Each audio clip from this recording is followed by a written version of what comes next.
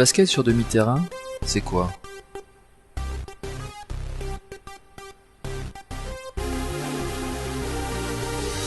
Le basket sur demi-terrain ne doit pas simplement être confondu avec une situation d'entraînement, ni avec du basket de rue.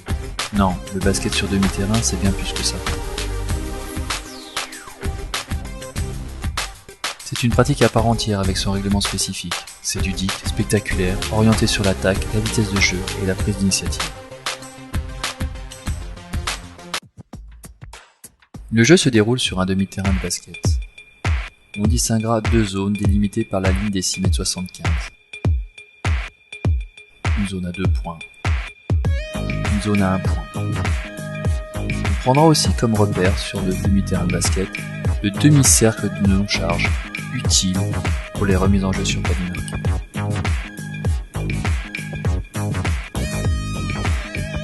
Les équipes sont constituées de 3 joueurs, un remplaçant impossible.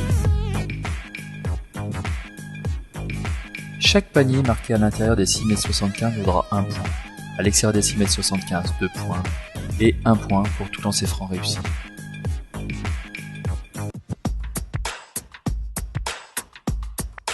L'échauffement des équipes se fait en simultané sur le même panier. Un tirage au sort est effectué avant chaque rencontre. L'équipe vainqueur du tirage au sort peut choisir entre la possession du ballon au début de la rencontre ou au début de l'éventuelle prolongation.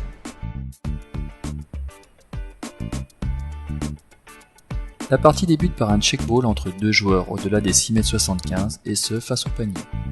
Le check-ball consiste à un échange entre le défenseur et l'attaquant.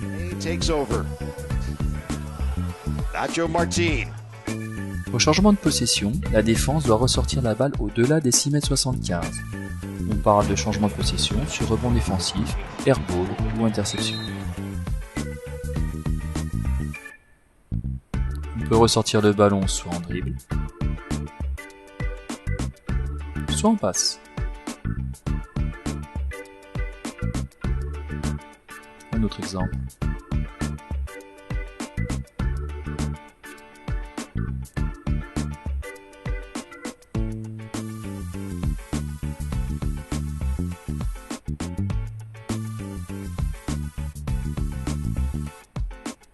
Sur rebond offensif, le jeu continue normalement. L'équipe en possession de la balle poursuit son attaque.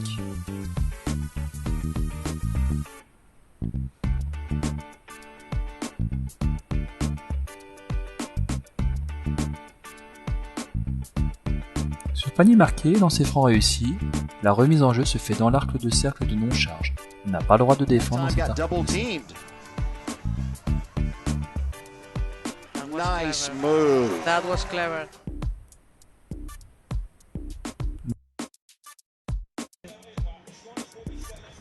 Comme auparavant, on peut ressortir soit par passe, soit par dribble.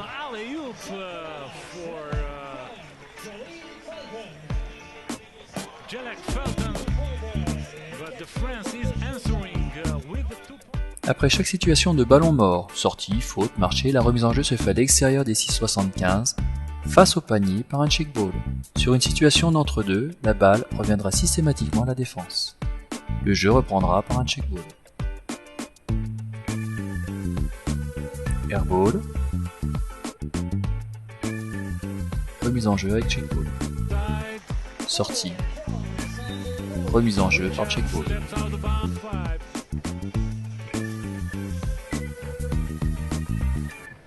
Faute sans lancer franc. Check-ball.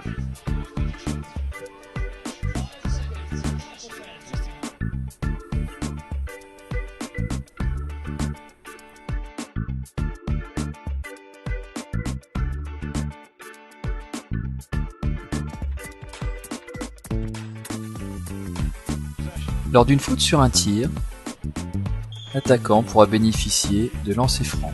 S'il se trouve à l'intérieur des 6,75 m, il aura droit à un lancer franc. À l'extérieur des 6,75 m, 2 lancers francs. Si le panier est marqué, un lancer franc supplémentaire sera accordé à l'attaquant.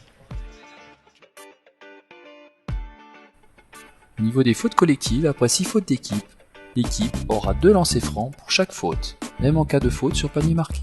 Après 9 fautes, 2 lancers francs plus possession de la balle.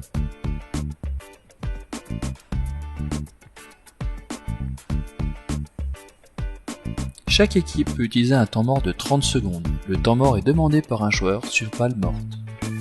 Observez le joueur numéro 2 qui demande le temps mort. Au milieu du terrain.